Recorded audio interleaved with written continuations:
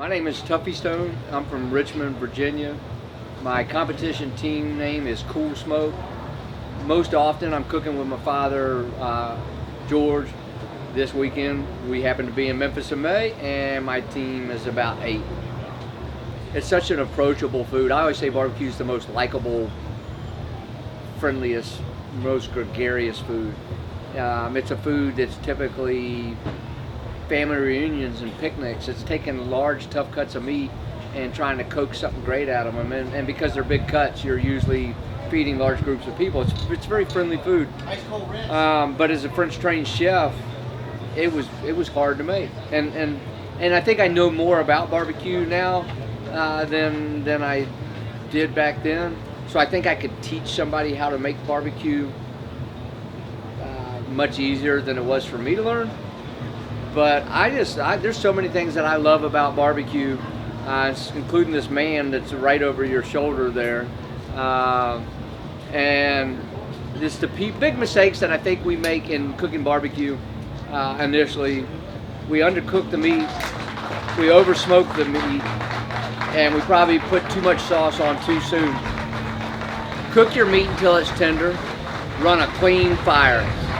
You want smoke to be a backdrop flavor to the meat that you're cooking. So make sure that you run a clean fire, cook it till it's tender, and don't sauce until the meat's done.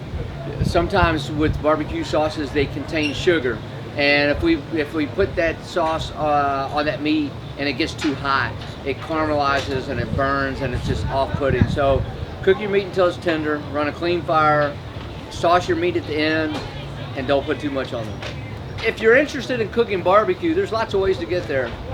If you're interested in competition barbecue, I'd probably recommend taking a class, because to enter into a barbecue competition, it can be costly. Between the entry fees, the meats that you have to purchase, the fuel and all of that, I think it shortens your learning curve a lot to take a class.